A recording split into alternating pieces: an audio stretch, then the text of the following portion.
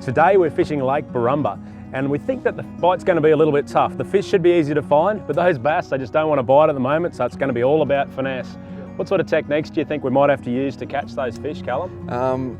Light-weighted plastics, blades, everything like that. Just trying to finesse those fish into biting. At the moment, they're pretty tough, but hopefully with this lighter line and stuff like that, we should be able to get a few. Well, let's go find a few on the sound, and we'll drop a few things into those fish, and we'll see what they want to eat today.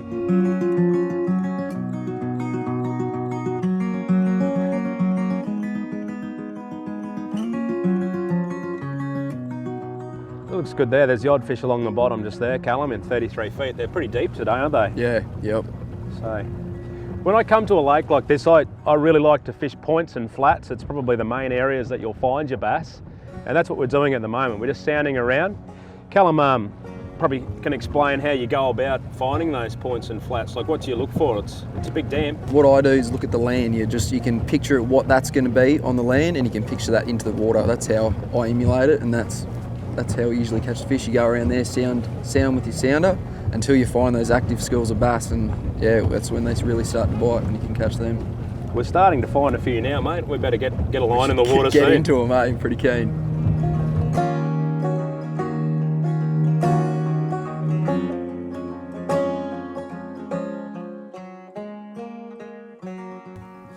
So we've just pulled up here on the flat, Callum. So a flat's just a big area. It's in a big expanse of water. So here it's 37 feet deep. Callum's on the ice jig. On the ice jig.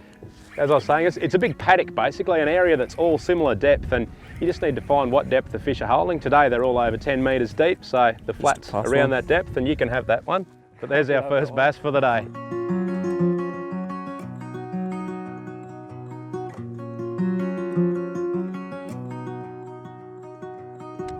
We're using two different lures at the moment. Callum's using a lure called an ice jig, which is using a fairly sharp hopping retrieve.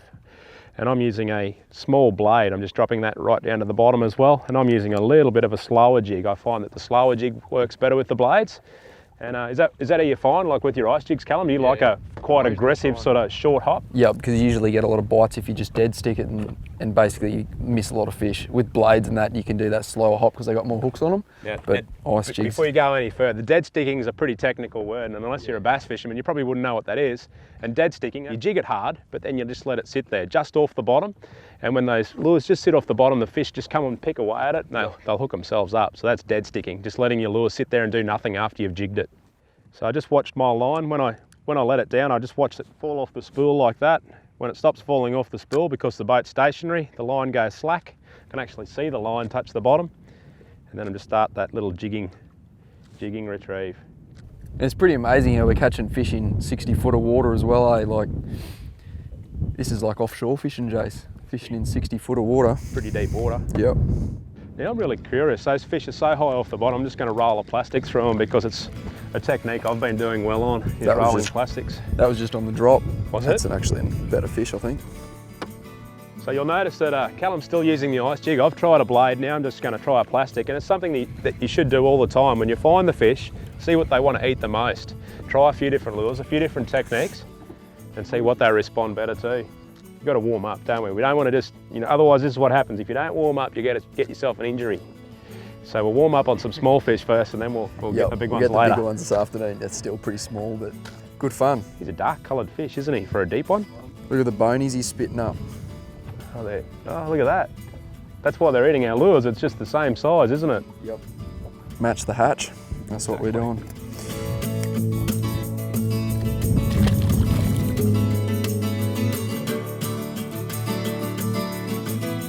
There's a lot of fish on the sounder that are right up through the water column at the moment. So rather than just jigging the bottom, Callum's still on the ice jig and I had the blade on the bottom. I'm just rolling a plastic really slowly up through them. Just vertical through those fish, because I know it's going to be basically through about 5 metres of fish at least down there. They're thick. They're spread right out through the water column. So I'll drop that back down once I've rolled up through them. The line will go slack once it touches bottom. So, there we go, there's bottom. And then just slowly roll that plastic back up. You can't go too slow. I've just chosen a 70mm ripple shad in cappuccino colour. It's probably my favourite coloured plastic in the whole range. And it's on a 1/2 ounce jig head, so it gets down there quickly. The fish are thinned out a little bit, but Callum's on. I'm on. Oh, that was on the dead stick when I turned around to look at you, yeah. So we talked about that dead sticking, just a slow pause every now and then just to see if they want to eat it while it's paused. That's pinned him nice, that one.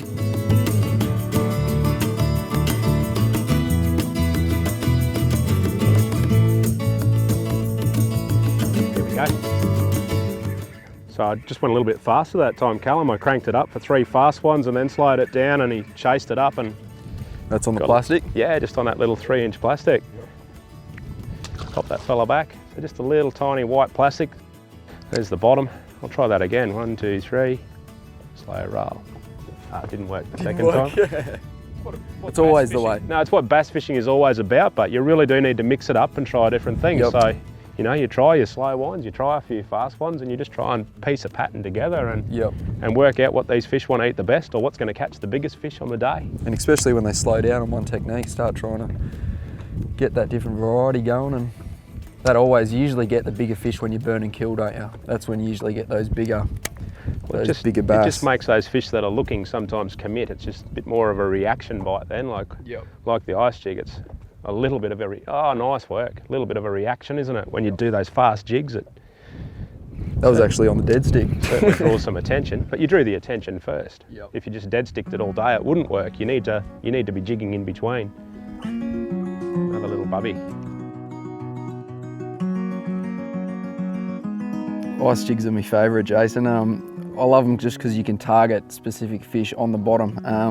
With what action I usually do is a sharp, aggressive action, trying to get that lure to dart around as fast as it can. It's got that tail for that darting, sort of gliding action, hasn't it? Yeah, and you get those shut down fish or aggressive fish to come up and react to it. These ones come with a standard shiner hook on them, and then if we want to get a pre-standard hook, these are just your little stinger hooks, and these hook any fish anywhere, basically, on the face, on the fins, anywhere. They're just a really good hook. They sniff near that lure, they're going to get pinned on those assist hooks, aren't they? Yep.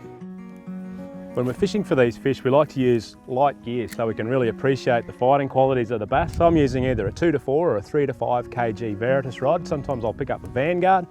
I've got a 20 sized Revo reel on there, so a 20 size spin reel's fine for the bass fishing. Team it up with some 6 or 8 pound braid. In this case, I'm using the new Spider Wire Glovis. This line's great, it's high visibility above the water because it reflects UV light, but once it goes under the water, it disappears.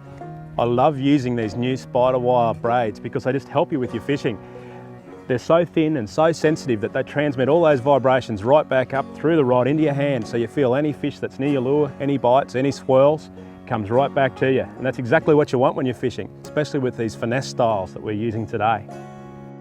There's fish just tap, tap, tap, tap, tap. Look at him trying to eat it. Tap, tap, tap. Just eat it, Tap, got him on. Yep, double. How good was that? Oh, mine's taking a little bit of line. Is yours any good? Nah, but that was pretty good. Double hook up again. We're on the mother load of fish here. Yes, there we go.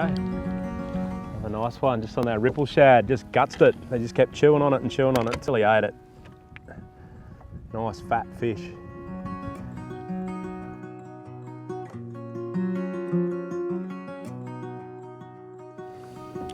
There you go. Little fella.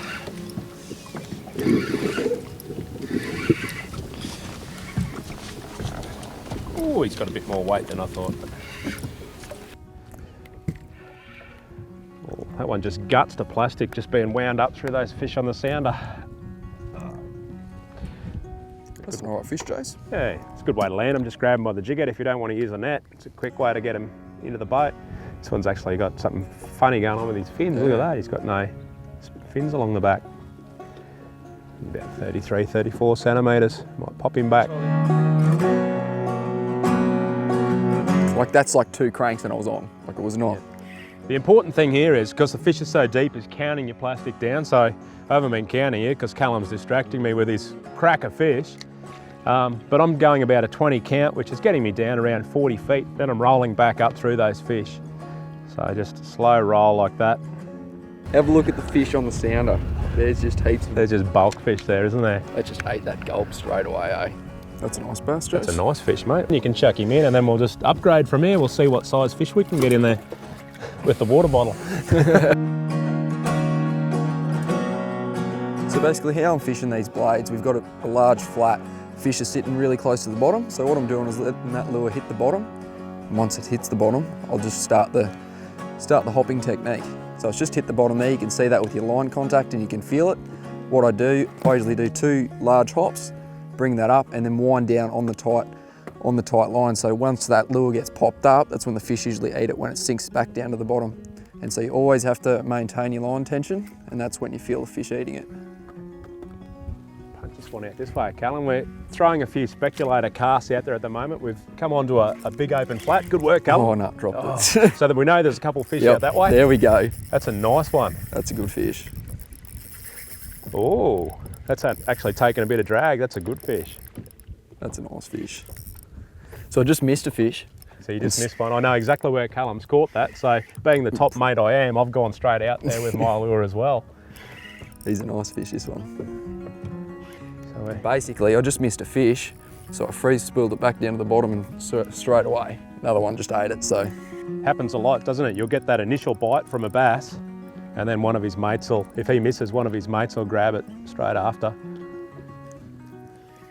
He's giving you the run around, this fish. He's a nice one. He's got a lot of weight in him.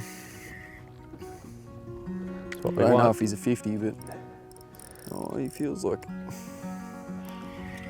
He's a nice looking chunky fish, mate. 50, but Pop him still. in there on the black blade, on the black big eye blade. Yeah. Good work. That's an alright fish, but Jace, Away. look how fat he is, look how much food he's been eating. He's a cracker, isn't he?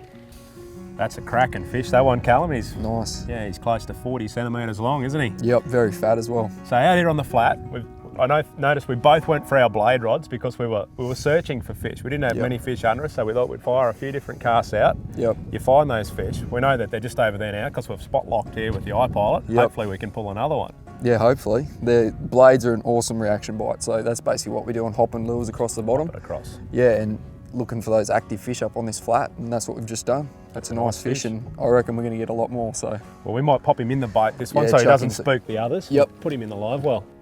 Beautiful. That's positive. That was the first cast and had some bites. So hopefully these fish chew. Yeah, that's a good one. He was out that direction too. Good stuff, mate. I think he feels okay, eh? Nice fish. Feels like it. He's got some big head shakes to him, eh? Yeah, I can see that. Look at that. He's thumping away down there, isn't he? Yep. It's a good fish. You can feel it. The weight on him. Look at that. You just know with the bend in the rod and you see those big head shakes every so often. Yep, here he comes. You just know he's a big chunky fish. Oh, he's a cracker Look too. at the size of him. He's nailed that plastic good. It's in there. That's what you want to see. Oh, how good's that, Jace? Oh, mate. That is a cracker. That's what we came for. Big, chunky Barrumbah bass. And look at this baby here. What a cracker of a fish, That's an mate. awesome fish, eh? We've had a great day fishing finesse techniques for bass. These fish are in great condition, so why wouldn't you want to get out here and try some finesse jigging, some ice jigs, some plastics, some blades. Get out here, give the bass fishing a go, use your sounder, find the fish, and you won't be disappointed. Check that out. That's awesome. To keep up to date with everything the Fishing Show crew is up to, including our latest competitions and prize giveaways, head over to our Facebook page, AFN The Fishing Show. And if you're keen for content, AFN TV is now free to join with over 1,000 videos at your fingertips, plus tip and tactics from Bill and myself.